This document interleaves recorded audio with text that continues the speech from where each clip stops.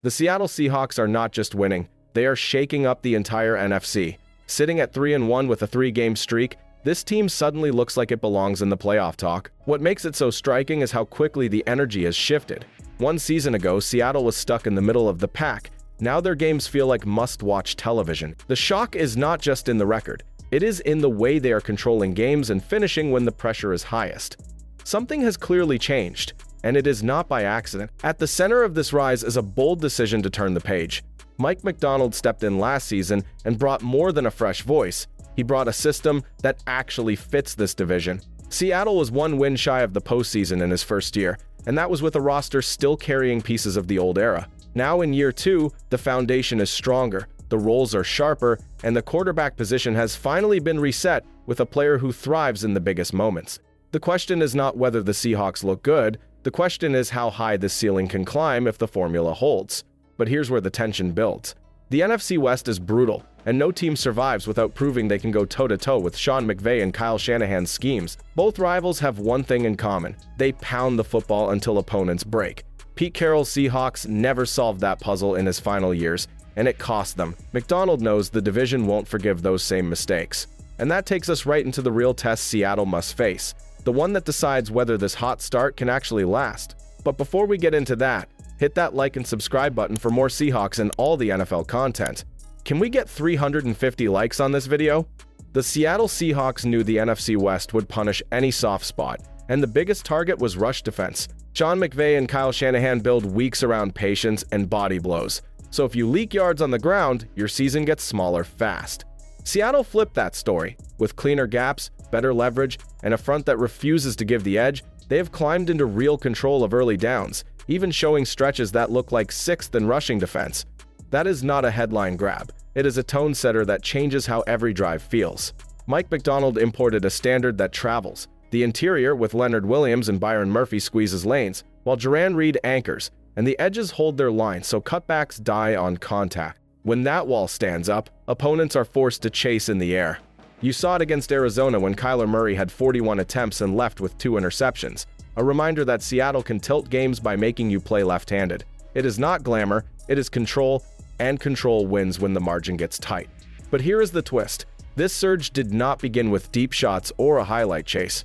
It started with a quiet shift that matched the defense, a new rhythm on offense that keeps Seattle on schedule and puts pressure on safeties without taking reckless risks.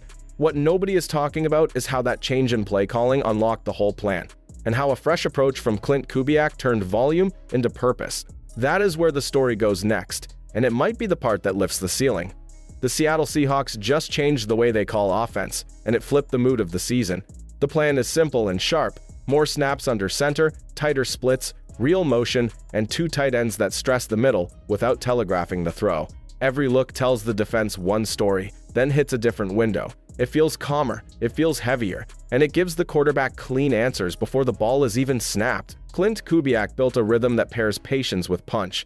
Kenneth Walker slices the edge when space appears. Zach Charbonnet leans on fronts until they tire, then the play action shows teeth. Jackson Smith-Njigba stretches the sideline. Cooper Kupp wins leverage with timing, and the tight ends give easy outlets that turn short catches into real gains. Fewer risky throws, stronger field position, and a drive tempo that lets the defense hunt later is the quiet payoff you can feel by the fourth quarter. But here is the twist that raises the ceiling. A system only works if the pilot sees it fast and trusts it when the game gets hot. Sam Darnold is reading full field, taking the gift throw, and saving the body shot for the moment it breaks the game. The sideline dart to Jackson Smith-Njigba in the final minute was the tell: cool feet, firm ball, clock control. If you want to see how this approach becomes a weekly edge, you look at the quarterback next, and why his calm style fits this build perfectly. The Seattle Seahawks took a gamble when they handed the keys to Sam Darnold, but that move is already shaping the entire season. He is not the same player people remember from New York or Carolina. After years of bouncing through tough situations, he rebuilt himself in Minnesota, proving he could handle a big stage with real weapons and structure. That momentum carried straight into Seattle, where his steady presence has replaced doubt with confidence in every huddle. What makes Darnold stand out is not flashy stats, it is how he handles chaos. In 4 games, he has thrown 5 touchdowns with only 2 interceptions and is completing 70% of his passes. More than the numbers, it is the late drive against Arizona that tells the story. With the game in the balance, he dropped a perfect ball to Jackson Smith-Njigba on the sideline, keeping the clock alive and setting up Jason Myers for the winner. Those are the moments Seattle had been missing. The calm answer when the stadium feels like it is shaking. But here's the part that makes this fit special. Clint Kubiak and Darnold already built trust during their San Francisco days, and that bond is paying off in full. The quarterback is running the system with sharp timing and without hesitation.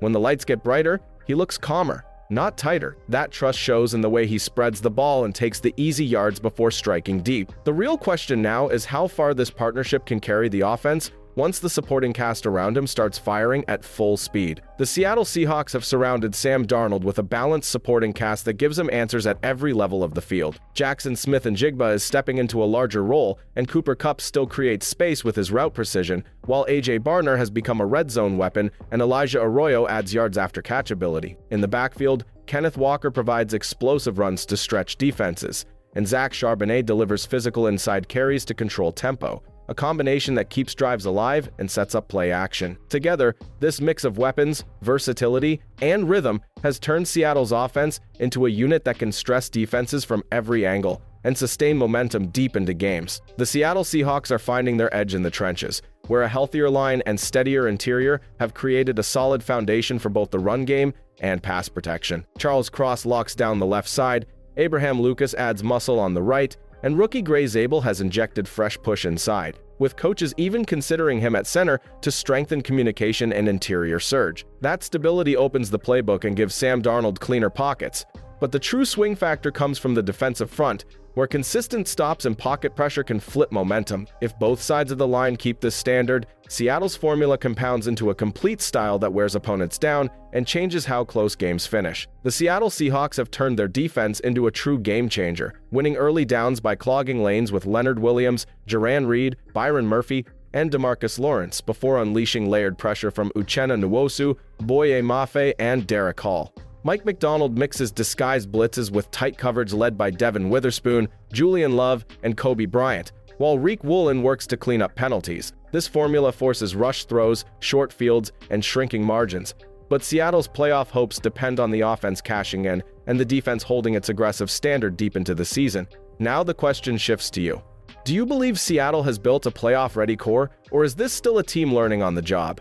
Where do you see the Seahawks finishing in the NFC West? Ahead of the Rams, close to the 49ers, or still chasing both? Drop your take in the comments, hit that subscribe button if you want more breakdowns like this, and lock in for what could be one of the most intriguing playoff races of the year.